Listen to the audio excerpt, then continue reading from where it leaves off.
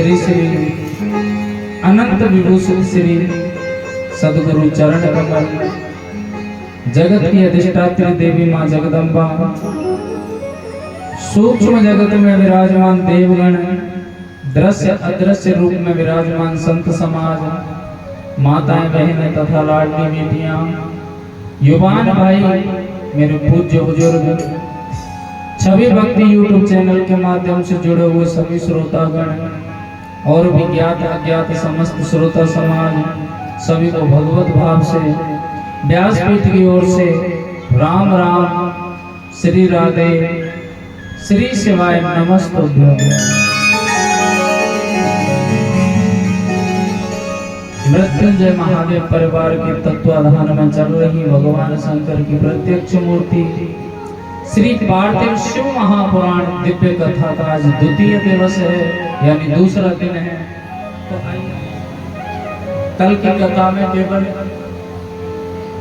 समय अनुसार मंगलाचरण हुआ था,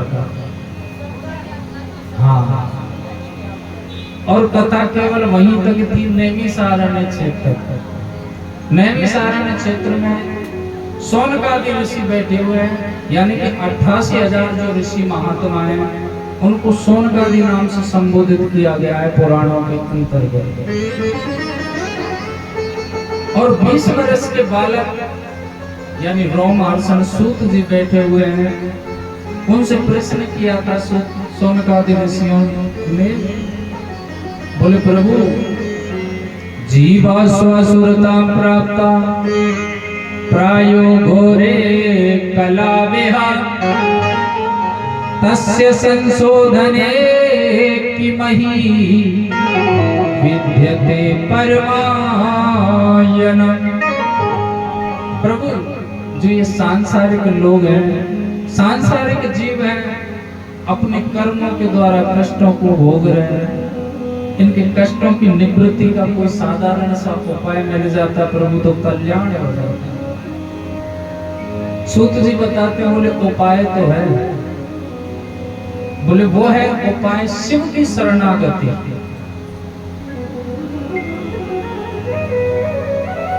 शिव की आराधना एक ऐसी है, अगर नारायण की कोई जीव आराधना करता है, शास्त्र बताते हैं महात्माओं को लाखों वर्ष हो जाती थी तप करते करते, और कोई गारंटी नहीं नारायण उनको दर्शन दे या ना दे। ब्रह्मदेव की आराधना करते कई वर्षों तक कोई गारंटी नहीं वो दर्शन दे या ना दे, लेकिन मेरा भोला भंडारी एक ऐसा है, एक लोटे जल से ही रीझ जाता है, पता नहीं कब क्या दे डाले, कोई पता ही नहीं लगता।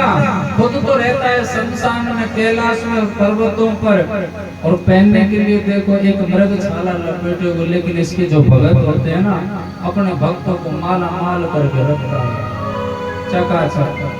महान भक्त दशानन रावण जिद थी उसको लाने की बाबा को अपने महल में, लेकिन कहते हैं परमात्मा को धन से नहीं पाया जा सकता, सबसे पहले तो मन की आवश्यकता होती है। सूत जी कहते हैं कि शिव की शरणागति जीव का कल्याण कर सकती है, मुक्ति प्रदान कर देती है।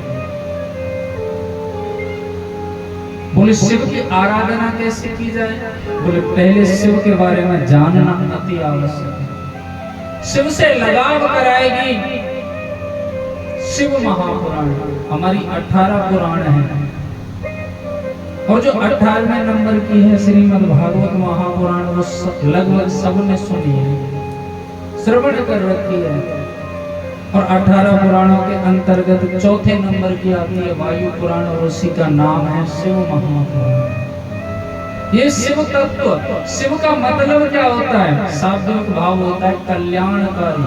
शिव का मतलब है कल्याणकारी, जिस कथा को सुनने से कल्याण हो जाए वो है शिव कथा। आपको श्रीमद् भागवत कथा यदा कदा श्रवण करने के लिए मिल सकती है, आसानी से नहीं मिलती। लिखा है महर्षि वेद व्यास जी ने भाग्योदयेन बहु जन्म समर्जितेन सत्संगमं च लभते पुरुषो यदा वै अज्ञान हेतु कृत मोह मदांधकार नाशम विधाय ही तत्वोदयते। हमारा एक जन्म नहीं, दो जन्म नहीं, अपितु न जाने कितने जन्मों के जब पुण्य एकत्रित होकर के आते हैं, भाग्योदय होता है, तो ये हमको भगवान नाम की चर्चा श्रवण करने के लिए मिलती है, भजन करने का मन हो पाता है, मन लगता है, अन्यथा मनुष्य का जीवन निकल जाता है और भगवान नाम से, नाम की महिमा से वो हमेशा दूर रहते हैं। लोग सोचते हैं कि हम कथा कराएं, हम जागरण कराएं, हम भजन कराएं, ऐसा करते करते जीवन निकल जाता है, लेकिन वो नहीं करवा पाते। गलती उनकी नहीं है, इन कार्यों में सम्मिलित वही हो पाता है जिन पर महादेव विशेष कृपा करते हैं। आज आपके मध्य में बाबा आकर के विराजमान हुए, बड़ी खुशी की बात है, आनंद की बात है। हम तो केवल एक जरिया है, जहाँ बाबा का संकेत होता है वही गुणगान करने लग जाते हैं। हम नहीं जानते कि शिव कथा क्या है, हम तो सिर्फ इतना जानते हैं कि इसका नाम भक्तों से उच्चारण जो भी है टूटा फूटा वो उच्चारण करवाते हैं और हम स्वयं करते हैं तो हमको आनंद मिलता है साहब, वो किसी धन दौलत से नहीं मिलता, सिर्फ इतना जानता है। बोलिए शंकर भगवान। तो शिव कथा के बारे में सूत जी सोनकादि ऋषियों को बता रहे हैं। सोनकादि ऋषि बोले प्रभु इसको किसने सुना?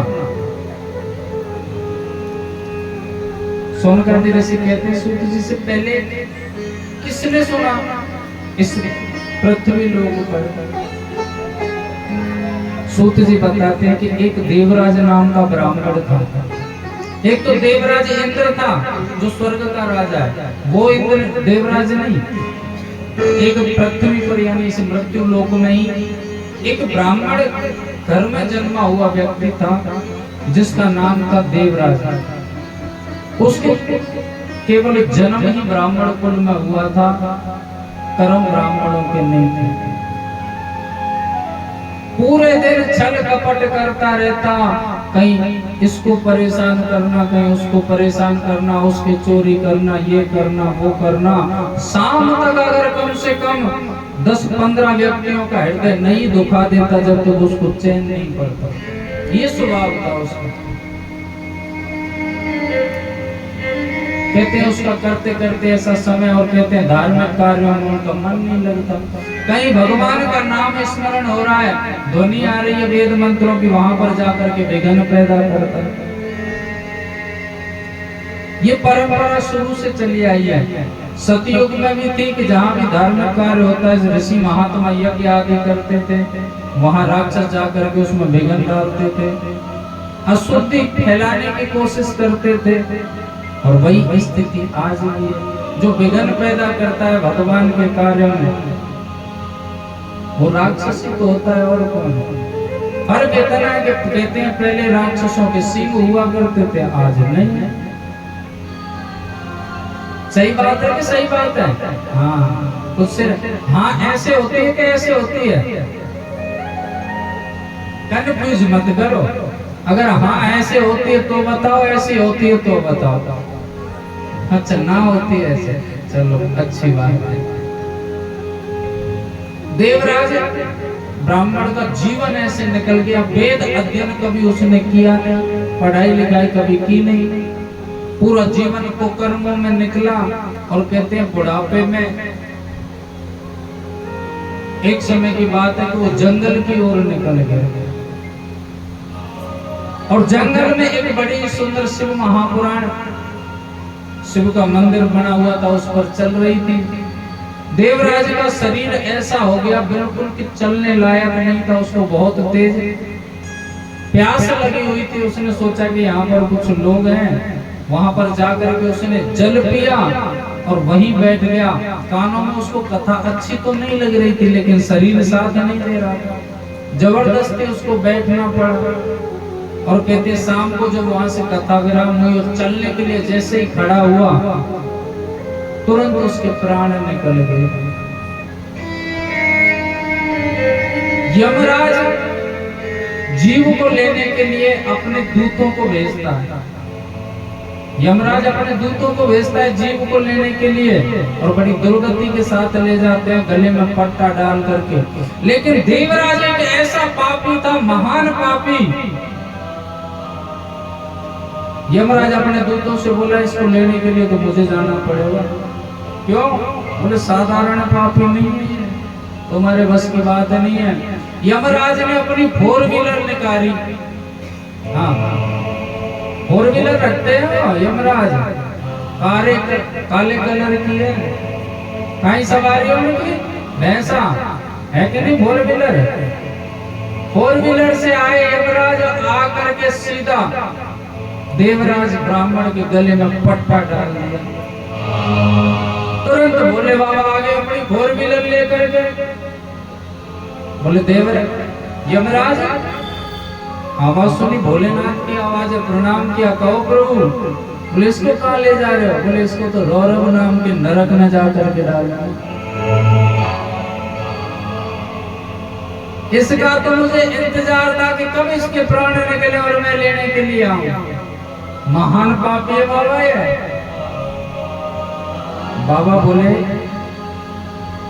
यमराज आपको पता है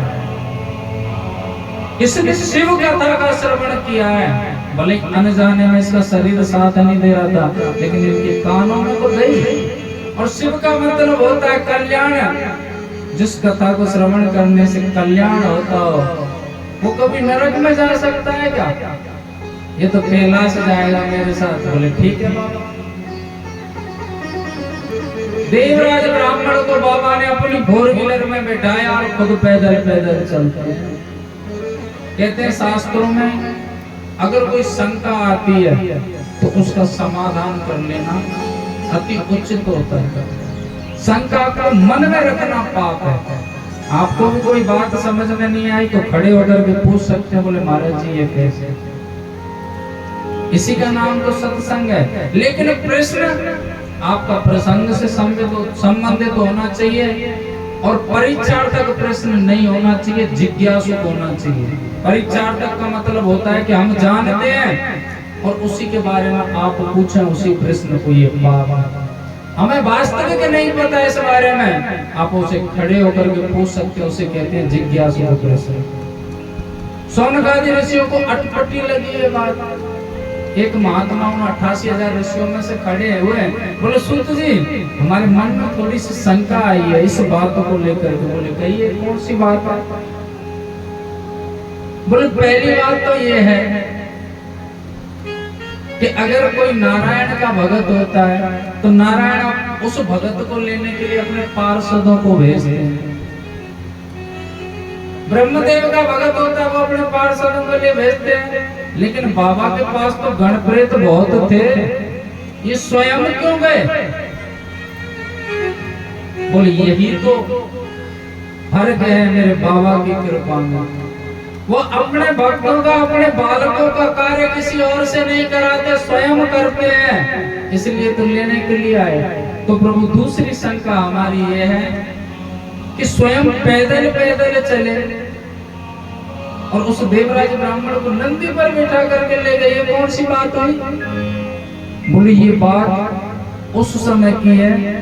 माता पार्वती को इन्होंने वचन दिया था कि पार्वती इस नंदी पर बैठूंगा, अगर किसी और के साथ मुझे बैठना पड़ा तो वो होंगी आप, अन्यथा किसी और के साथ नंदी पर नहीं बैठूंगा। इसलिए वो पैदल पैदल चलते।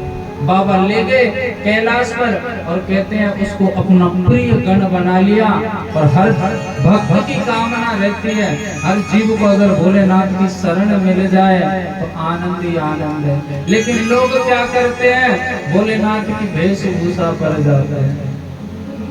कोई तो कहता है कि ये मदारी है, कोई कहता है शिकारी है, क्योंकि उनकी वेशभूषा मदारी इसलिए लगता है हाथ में डमरू लगा हुआ, मृगशाला बांधी हुई है। कोई कहता है शमशानवासी है, कोई कहता है अनाड़ी, समझ नहीं आती। लेकिन पता है मेरे भोले बाबा को अनाड़ी मत समझो। मेरे आता है भजन अनाड़ी मत समझो खिलाड़ी मत समझो,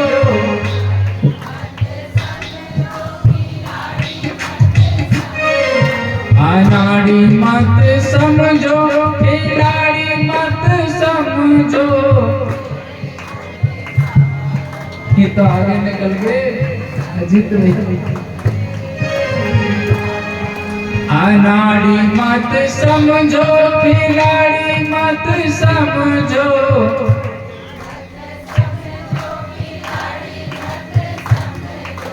वो है त्रिपुरारी, वो है त्रिपुरारी। अनाड़ी मत समझो मेरे भोले बाबा को अनाड़ी मत समझो, मेरे भोले बाबा को। सूत जी महाराज कहते हैं कि अज्ञान वश उसने शरीर साथ नहीं दे रहा था, देवराज पापी ब्राह्मण का उद्धार कर दिया मेरे भोलेनाथ। बिंदुक नाम के ब्राह्मण थे और कहते हैं उनका वैष्णव धर्म से संबंध जुड़ा हुआ था। बड़े ही प्रकांड विद्वान थे, समस्त शास्त्रों का उनको ज्ञान था, वेदों का ज्ञान था, पूजा पाठ किया करते थे। हमारे शास्त्र कहते हैं कि ब्राह्मणों के 6 कर्म होते हैं। 6 कर्म कौन कौन से होते हैं? कि पहला कर्म है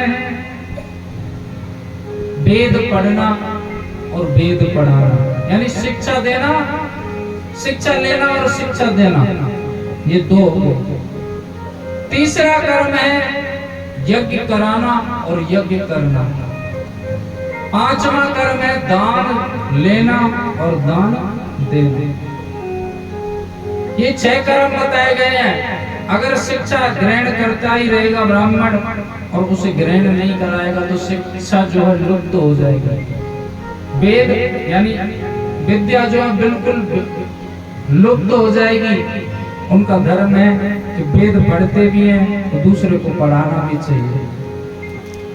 यज्ञ करना और यज्ञ कराना, दूसरे के घर यज्ञ करते भी हैं तो अपने घर भी यज्ञ कराना चाहिए। 5वां दान लेना और 6वां दान देना। दान अगर आप लेते हैं तो उसमें से दान करना भी चाहिए। 6 कर्मों में से अगर एक भी कर्म आपका कमजोर है, समझ लो परिवार का विनाश हो जाएगा, बिल्कुल विनाश हो जाएगा। पंडित जी के 5 कर्म बिल्कुल पक्के थे। कौन कौन से? कि वेद यानी शिक्षा ग्रहण की तो वो शिक्षा ग्रहण कराते भी थे, यज्ञ करते थे तो अपने घर कराते भी थे। लेकिन दान जो लेने का सिस्टम था वो केवल लेने ही लेने का था, दान करते नहीं थे। बुद्धि में विकृति आ गई, मन में विकृति आ गई। कहते हैं पंडित जी की बड़ी सुंदर पत्नी थी जिनका नाम था चंचुला देवी। दोनों पति पत्नी आराम से जीवन चल रहा था और जीवन में जाकर के कहते हैं एक कर्म उनका कमजोर था, उसकी प्रभाव से कहते हैं पर स्त्रियों की ओर आकर्षित हो गए बिंदु पंडित। पर स्त्री गमन करने लगे तो कहते हैं कि जैसी संगति होती है ना वैसे हमारे अंदर गुण आ जाएगा।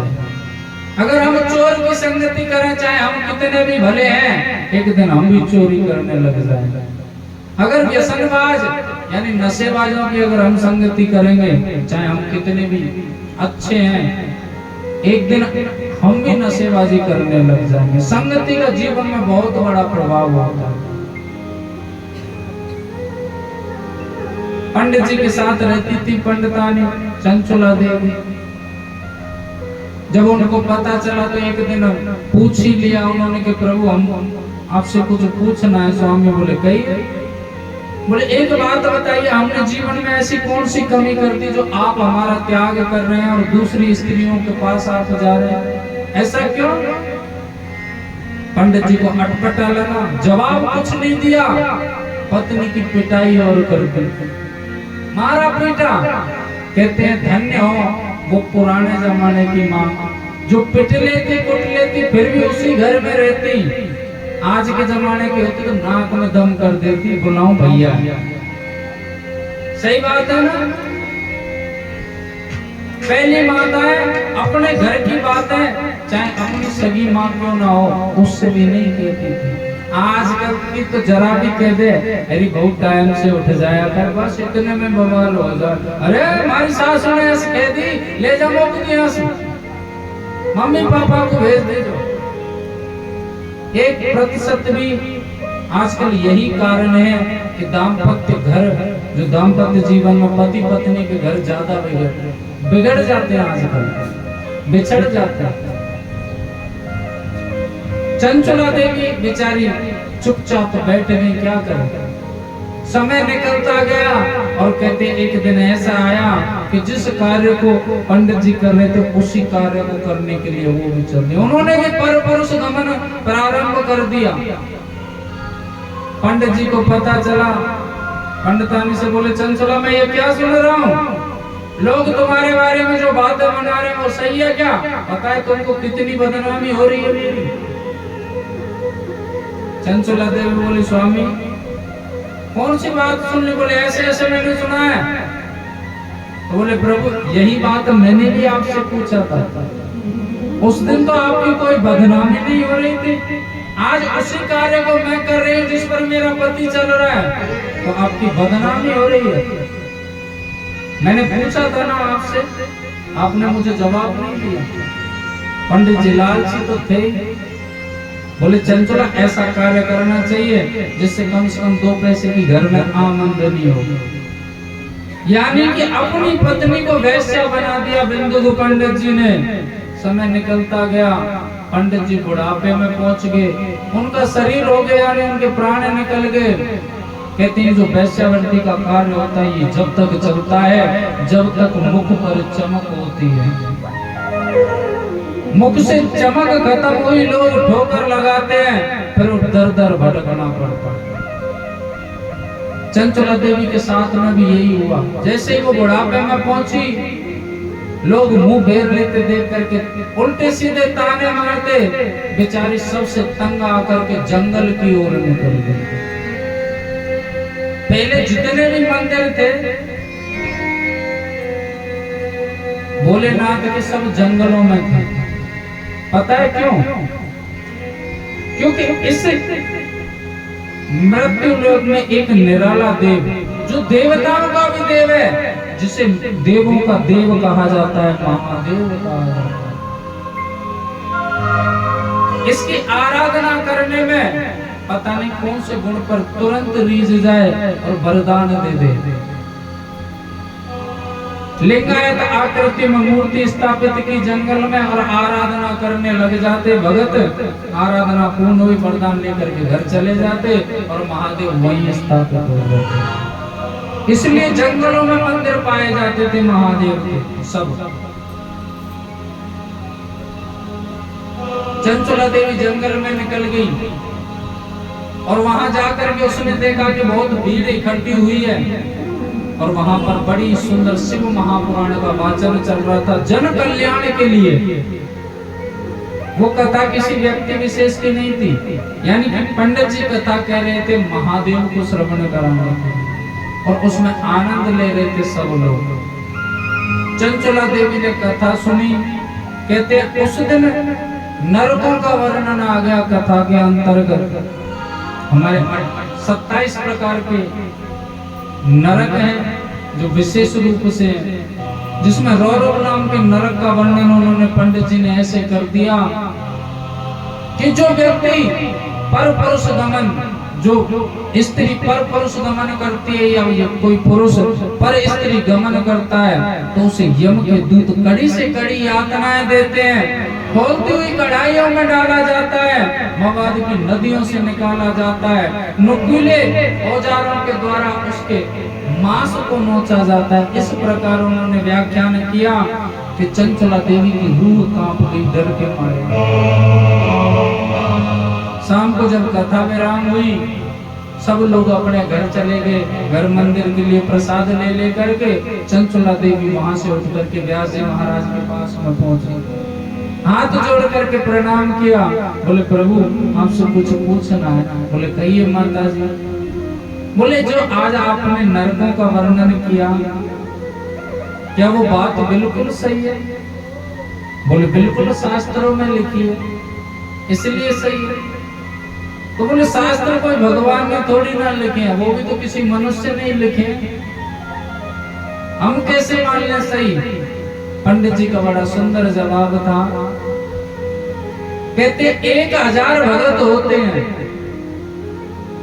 और उनमें सच्ची भक्ति करने वाला केवल एक होता है, और उस सच्ची भक्ति करने वाले को परमात्मा जरूर दर्शन देते हैं। यानी उस एक व्यक्ति ने परमात्मा को देखा और उसी के कहने अनुसार वो 1000 व्यक्ति भी मानते हैं कि भगवान होता है। और उस बारे में हमको कैसे पता लगा? हमारे शास्त्रों के द्वारा कि भगवान विष्णु भगवान यानी विष्णु नाम के भी कोई भगवान है, ब्रह्मा जी भी हैं, भोलेनाथ भी है। ये सब शास्त्रों के आधार पर ही तो हमको पता लगा कि भगवान होते हैं।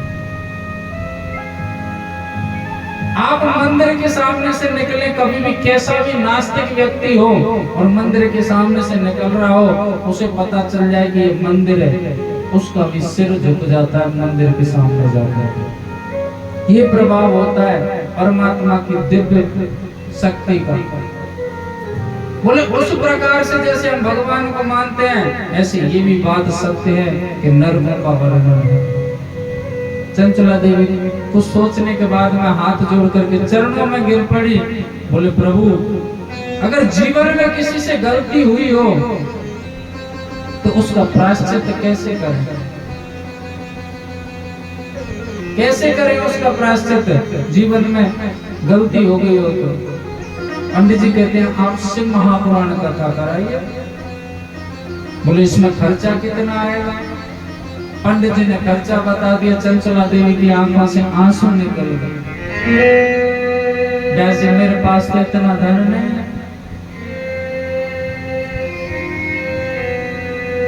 पंडित जी बोले गलती आपसे हुई है।